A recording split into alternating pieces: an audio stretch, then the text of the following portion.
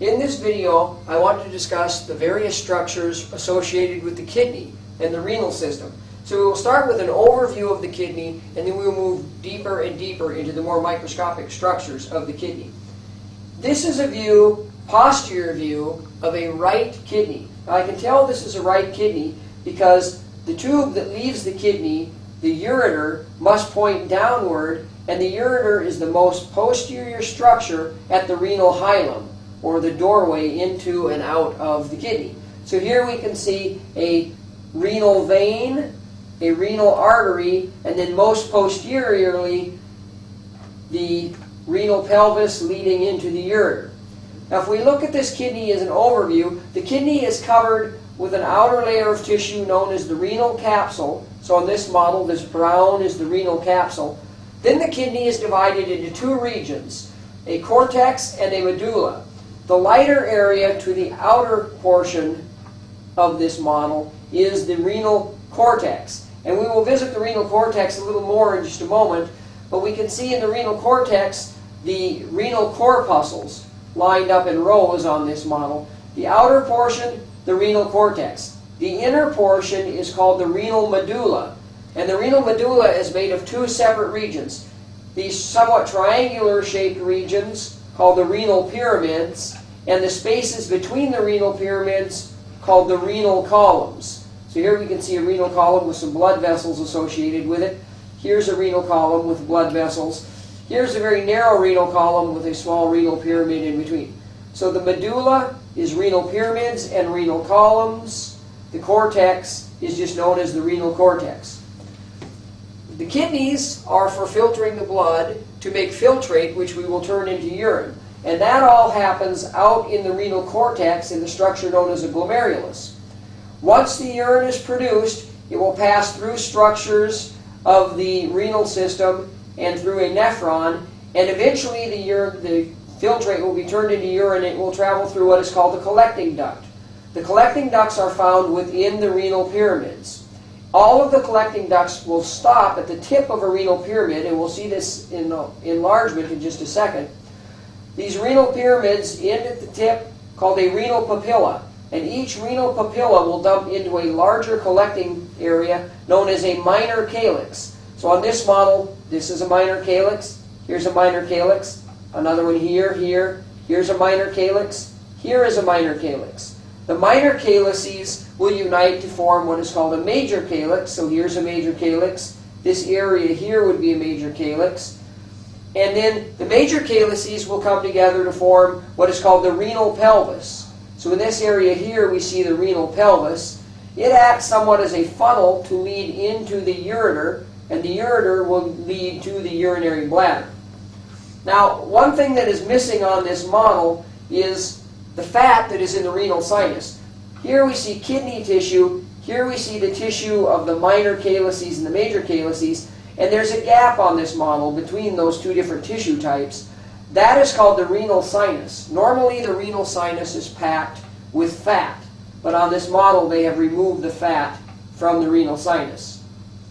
What we want to do in the next picture is follow the renal vessels in and out and take an enlarged look at the area surrounding just one renal pyramid and the associated renal cortex. So there's an overview of the kidney.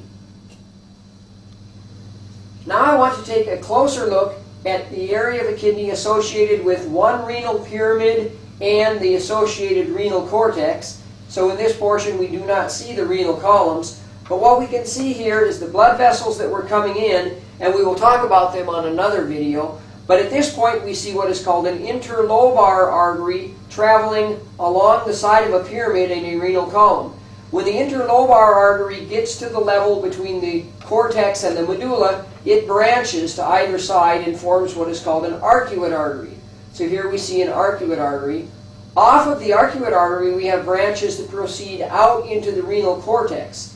These branches are known as interlobular arteries. So here we had an interlobar artery, here we have interlobular artery.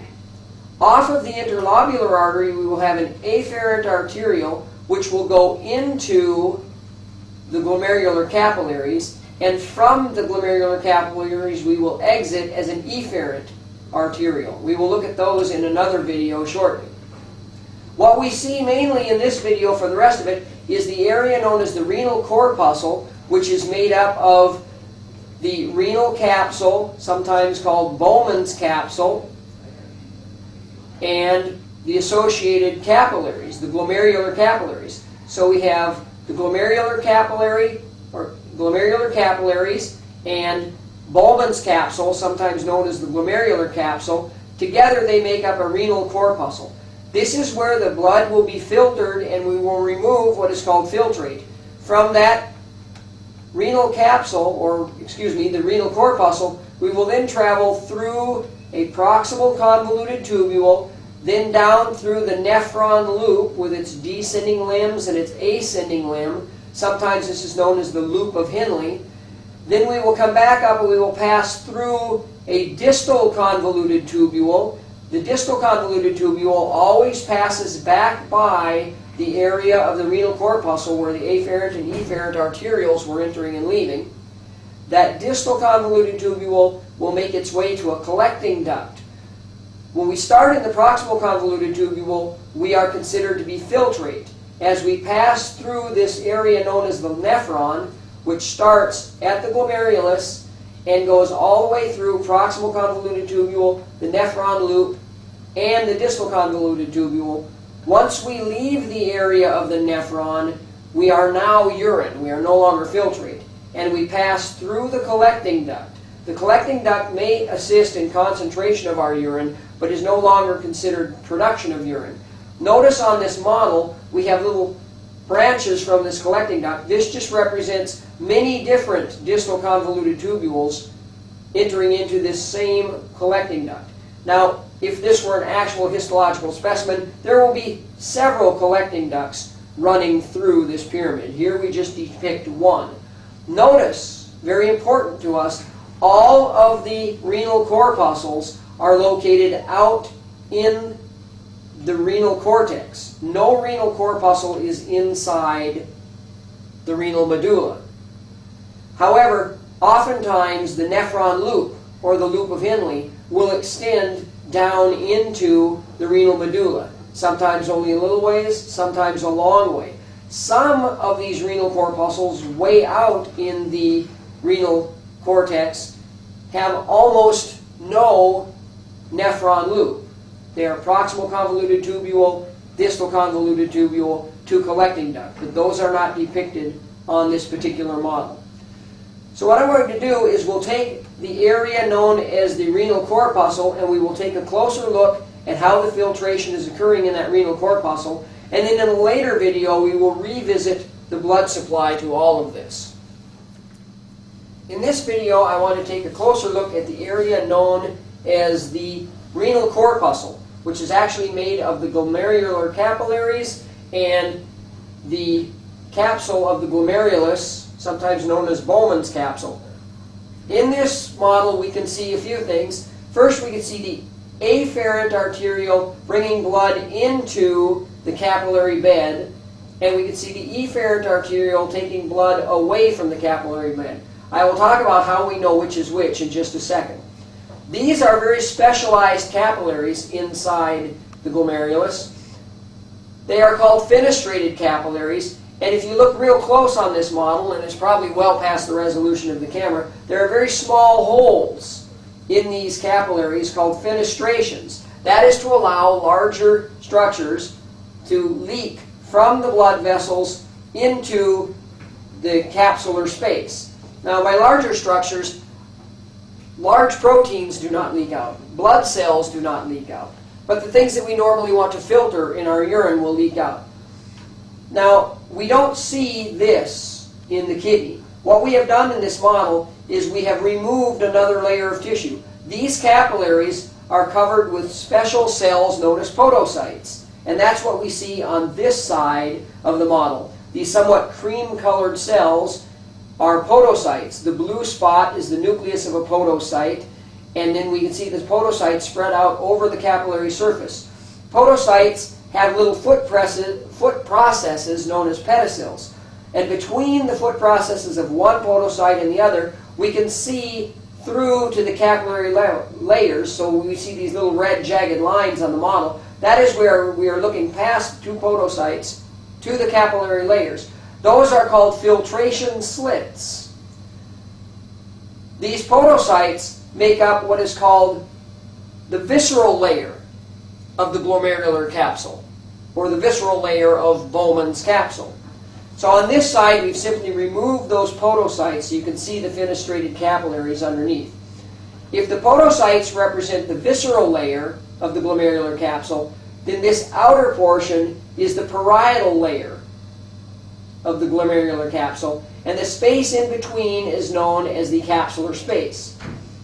Blood will come in through the afferent arteriole, and blood pressure drives the filtrate out of the blood into the capillaries, or into the glomerular space. From there, it will go out of this glomerulus through the proximal convoluted tubule, the beginning of our nephron. So here we see proximal convoluted tubule. Up here we see the distal convoluted tubule. The distal convoluted tubule, from earlier in the video when I talked about the larger structures, always passes back by the afferent and efferent arteriole of the same corpuscle. The distal convoluted tubule, if we look carefully, is mostly a simple cuboidal epithelium. However, one side is more of a simple columnar type of epithelium. These cells in this area are known as the macula densa.